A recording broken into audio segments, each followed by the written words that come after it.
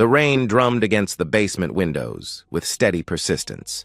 David Walker stood at the foot of the wooden stairs, surveying the cluttered storage room that had been calling his name for months.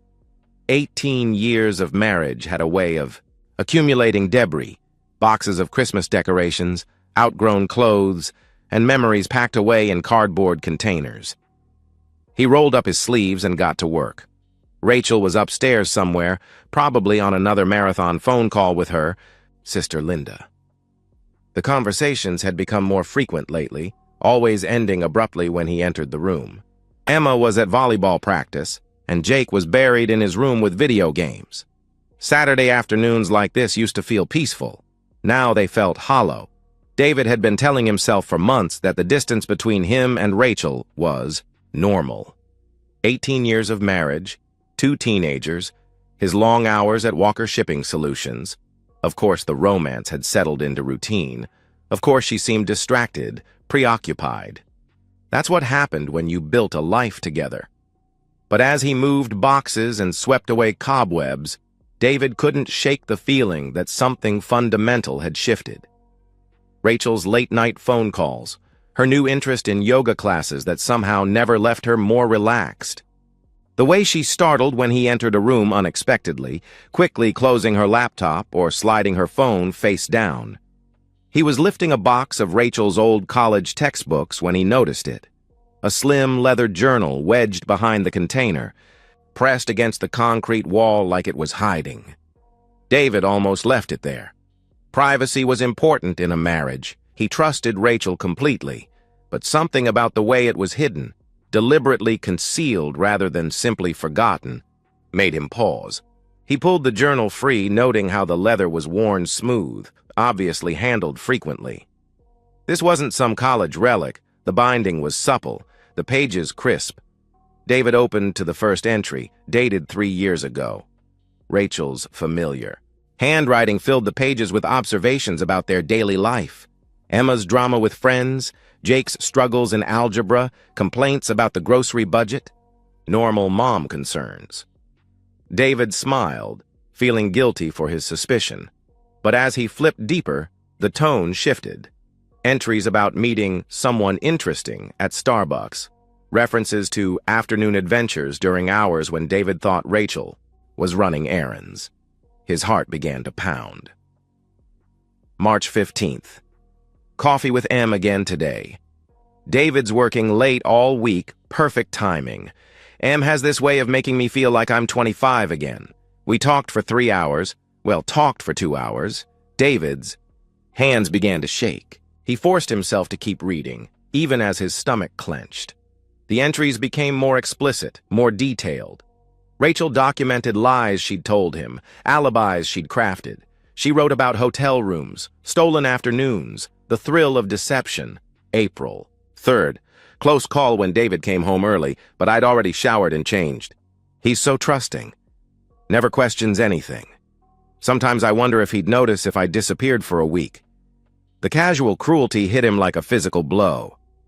David sat heavily on an overturned box, the journal trembling in his grip.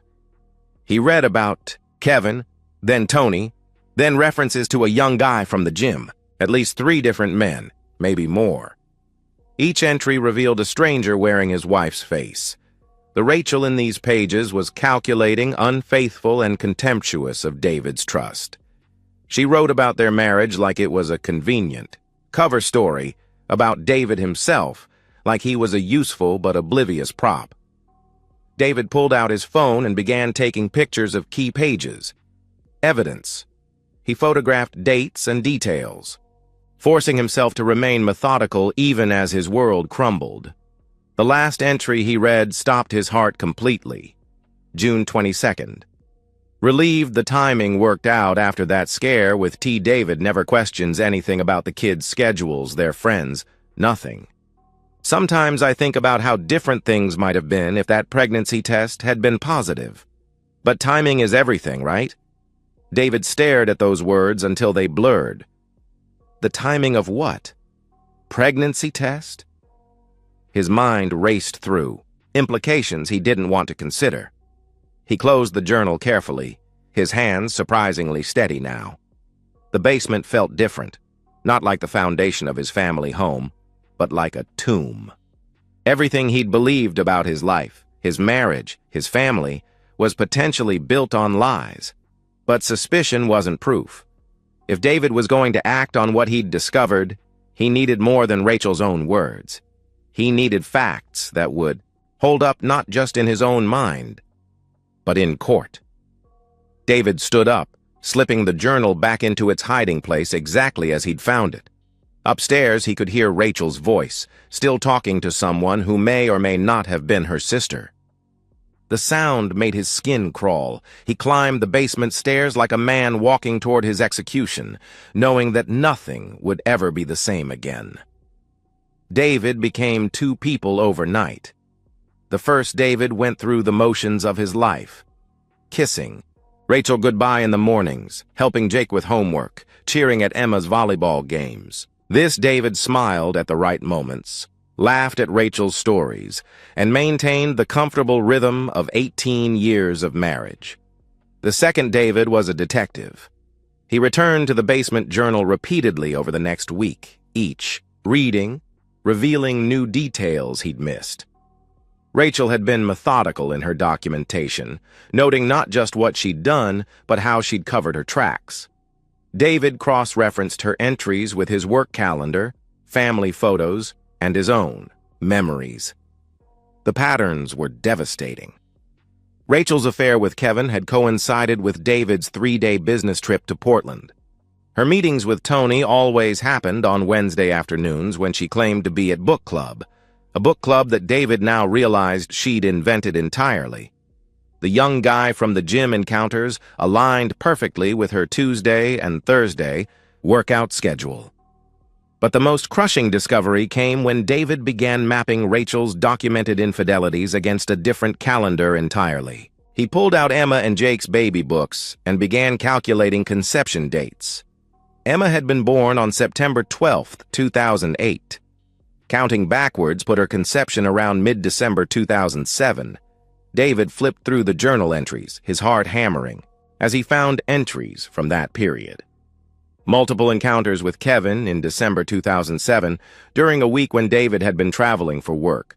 Jake's birth date painted an even clearer picture. Born April 3, 2010, his conception would have been around early July 2009.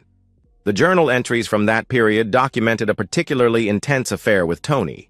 David remembered that time distinctly because he'd been working 60-hour weeks to secure an account. The math was brutal and precise.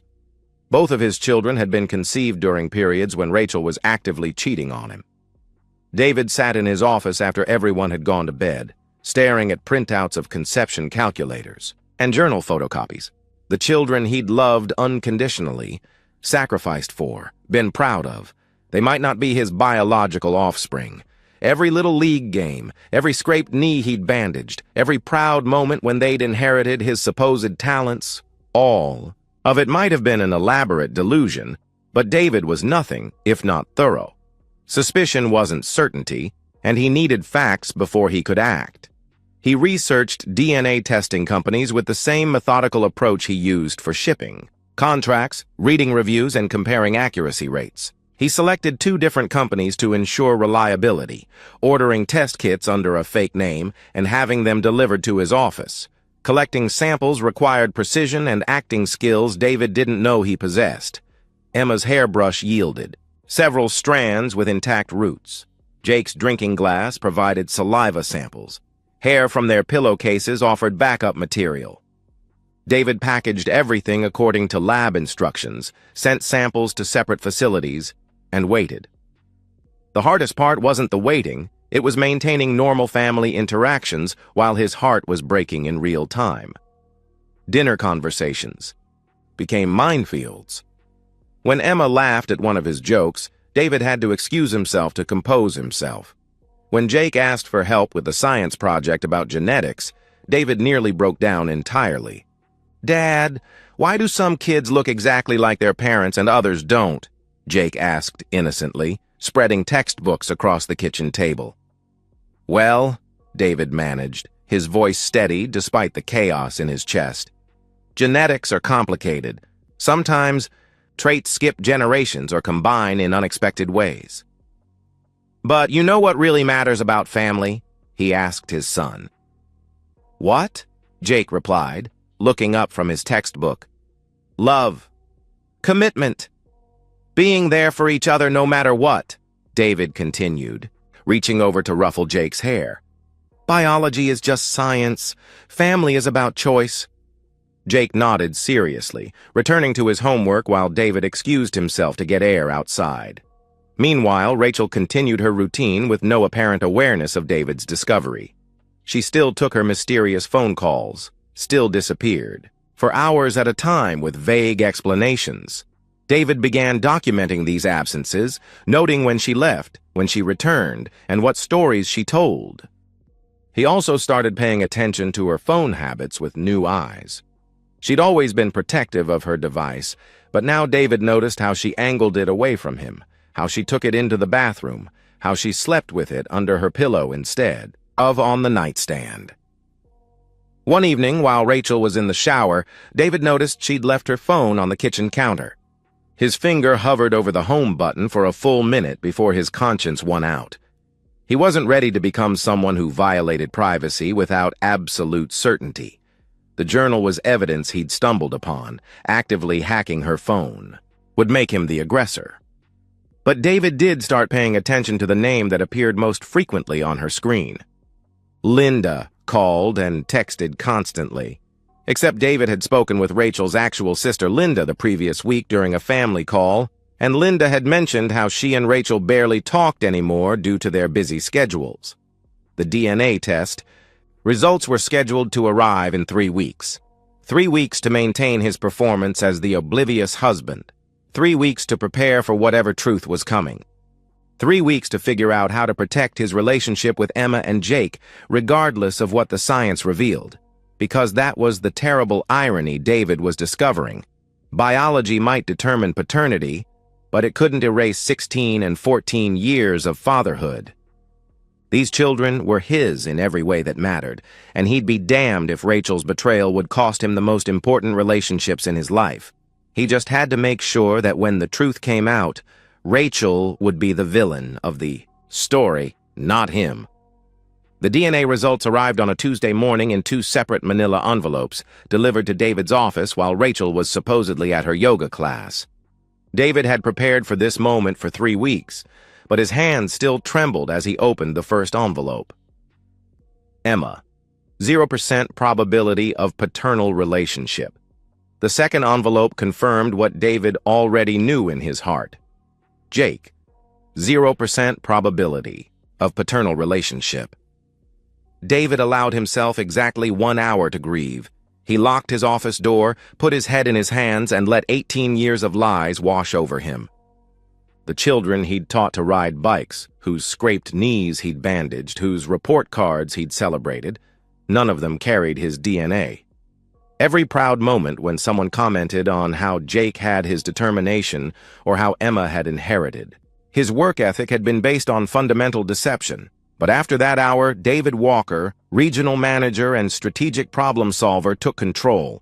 He called his attorney first. Mitchell Brennan had handled the incorporation of David's shipping business and came highly recommended for family law.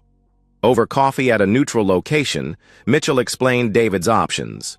Since your name is on both birth certificates and you've been the primary provider for their entire lives, you're the legal father regardless of biology, Mitchell said, spreading documents across the cafe table. But custody battles can get complicated when infidelity is involved. We need to prove not just that Rachel cheated, but that she's unfit as a parent. What constitutes unfitness? David asked. Ongoing deception, emotional manipulation, putting the children at risk through her behavior. Do you have evidence of her current activities? Mitchell replied. David slid copies of the journal, entries across the table. Mitchell read them with the detached interest of a professional, occasionally making notes on a yellow legal pad. This is good, Mitchell said finally. Documented pattern of deception, multiple affairs, cavalier attitude toward the marriage, and children. But these entries are from several years ago. We need current evidence. David had anticipated this. For the past month, he'd been documenting Rachel's lies. Her claim to be at book club when no such club existed. Her yoga classes at times when the studio was closed. Her elaborate stories about helping friends when those friends were out of town. "I need to catch her in something current and undeniable," David said. "Carefully," Mitchell warned. "Nothing illegal, nothing that could be construed as harassment. Just document inconsistencies and let her own lies build the case." The second part of David's strategy involved protecting his assets. His accountant, Janet, helped him understand their financial picture without triggering Rachel's suspicion. Their joint accounts, the house, his business equity, everything was currently vulnerable to division. "Start moving money gradually," Janet advised. "Not hiding it, just consolidating it in accounts where you have better oversight. Document all your contributions to the children's education, healthcare activities. Build a paper trail showing you've been the primary financial provider." The most crucial element of David's plan involved the children themselves. He needed to strengthen their bond without revealing the truth prematurely, and he needed to help them understand that whatever came next wasn't his fault. David began, scheduling individual time with Emma and Jake. Coffee dates with Emma before school, where she talked about college plans and future dreams. Saturday morning hikes with Jake, where they discussed everything from sports to philosophy. During these conversations, David carefully guided discussions toward values, honesty, loyalty, the importance of trust in families. "Dad, what would you do if someone you loved lied to you about something really important?" Emma asked one morning, stirring her latte at their favorite cafe. David studied his daughter's face, wondering if she already sensed something was wrong. "I'd want to know the truth, even if it hurt," he answered. "Lies always cause more damage than honesty, even painful honesty." "What if the truth meant everything would change?" she asked. "Then everything was already built on a lie, and it was going to change eventually anyway," he replied. "Better to face reality and build something authentic than live in a beautiful fantasy." Emma nodded thoughtfully, and David wondered how much she'd already figured out about her mother. His conversations with Jake took a different tone, but covered similar ground. During a hike through Forest Park, Jake brought up a situation with friends where someone had been caught lying. "The thing is, Dad, once you know someone's been lying to you, you start questioning everything they've ever said. It's like the trust just disappears," Jake said. "That's why honesty is so important," David agreed. "Trust takes years to build and seconds to destroy." "Do you and Mom ever lie to each other?" Jake asked.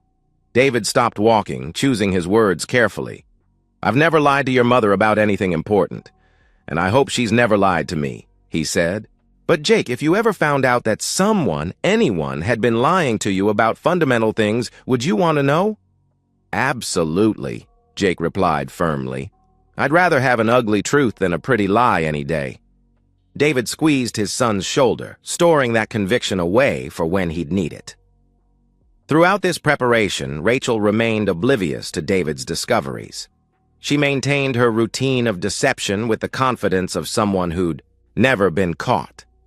Her phone calls continued, her mysterious absences persisted, and her performances as the devoted wife and mother never wavered.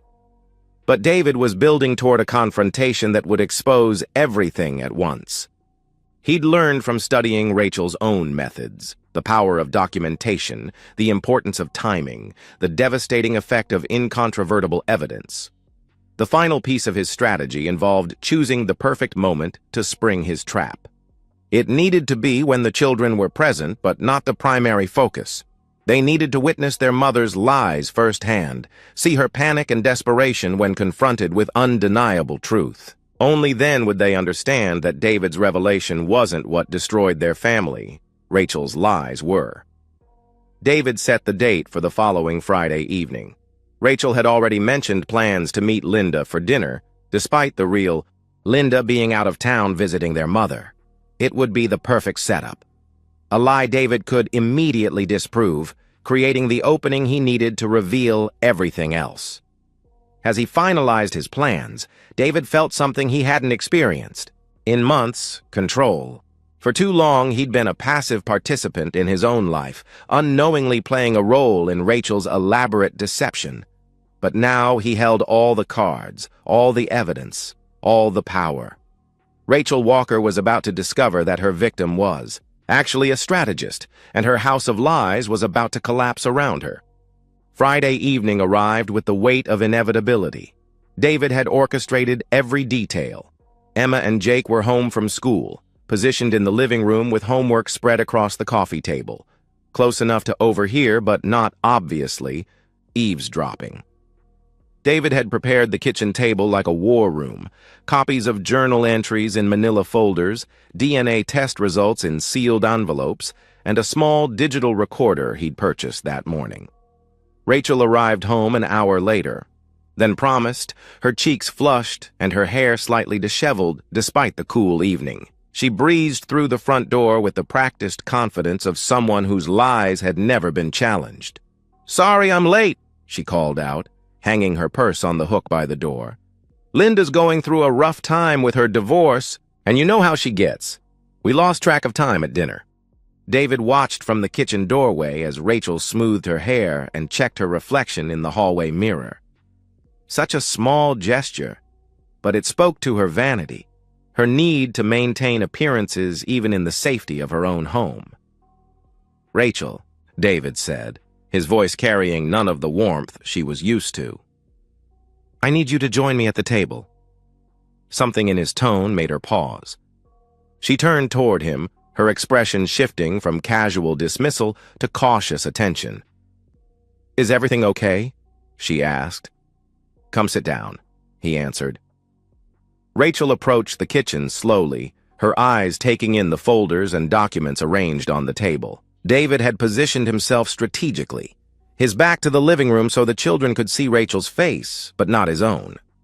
"What's all this?" Rachel asked, settling into her chair with forced casualness. David reached across the table and placed the leather journal directly in front of her. Rachel's face went completely white. Her mouth opened and closed soundlessly. "Is there anything you want to tell me?"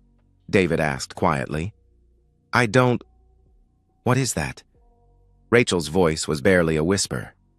"You tell me," he replied. "I found it in the basement storage room, hidden behind your college textbooks." Rachel stared at the journal like it was venomous. Her hands trembled as she reached toward it, then pulled back. "David, I can explain," she began.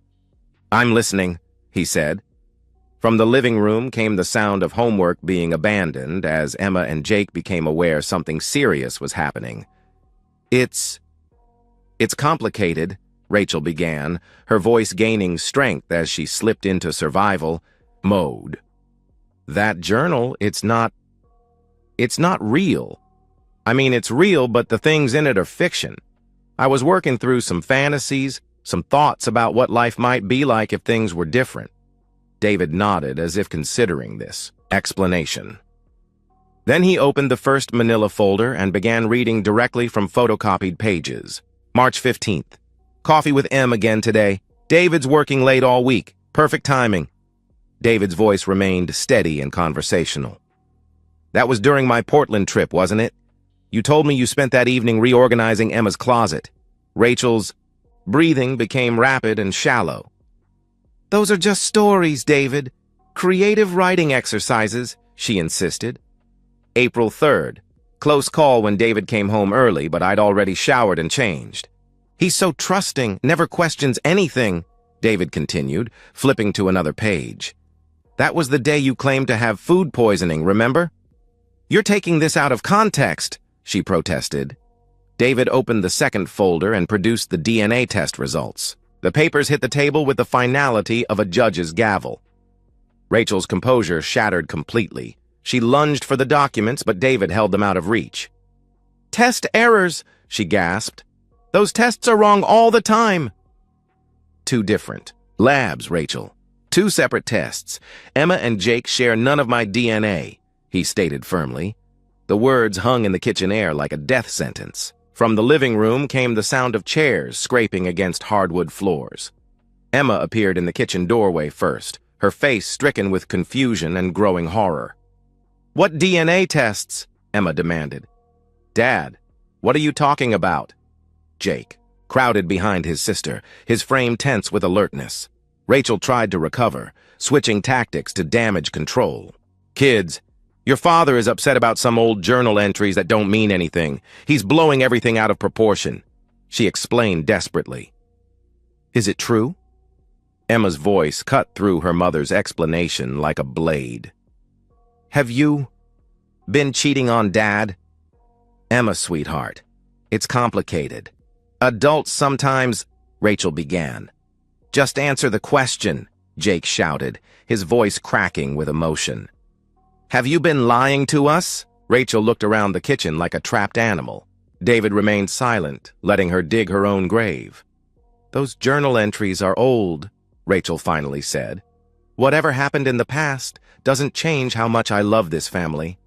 "What? About the DNA tests?" Emma pressed. "Are you saying Dad isn't our biological father?" Rachel's silence was answer enough. Emma's face crumpled and Jake let out profanity that would have earned punishment under normal circumstances. "You destroyed our family," Emma said, her voice thick with tears and disgust. "You lied to everyone about everything." Jake was beyond words, his face red with rage as he stared at his mother. When Rachel tried to approach him, he physically recoiled from her touch. "Don't," he said, his voice deadly quiet. "Don't touch me," David finally spoke, his words measured and calm in contrast to the chaos Rachel had created. "I want you to pack your things and move to the guest room tonight. We'll discuss the divorce arrangements once you've found somewhere permanent to live," he said. "David, please," Rachel begged, tears streaming down her face. "We can work through this. The kids need their mother." Emma looked at her with pure contempt. "I don't need someone who's been lying to me my entire life," she replied coldly. "I don't need someone who humiliated Dad while he was working to support us." Jake nodded in fierce agreement. "He's our real dad," he declared. "Biology doesn't matter. He's the one who raised us." Both children moved toward David, forming an unconscious protective barrier between him and Rachel. Rachel tried once more, to salvage something from the wreckage. "I made mistakes, but I never stopped loving you kids. I'm still your mother," she pleaded. "You're the woman who gave birth to us," Emma corrected. "But Dad is our real parent." As Rachel retreated upstairs to pack, Emma and Jake flanked David at the kitchen table, both reaching for him in the same moment. Their hug was fierce, desperate, and healing. "We choose you," Emma whispered. "Biology doesn't matter. You're our real dad." Jake nodded against David's shoulder. "She's the one who broke everything, not you," he said firmly. 6 months later, David Walker stood in his kitchen making Saturday morning pancakes, a ritual that had taken on new significance since becoming a single father. Emma set the table while Jake squeezed fresh orange juice, their movements synchronized, by months of practice. The divorce had been swift and brutal. Rachel's documented infidelity, combined with Emma and Jake's sworn testimony about her deception and their preference to live with David, left her with minimal assets and no custody. Rights, the house, remained theirs, along with most of the savings David had accumulated over 18 years of hard work. Rachel's new reality had become something of a local scandal. After losing the house and her family, she'd been forced to move back. In with her elderly parents, a humiliating regression from suburban wife and mother to middle-aged dependent daughter.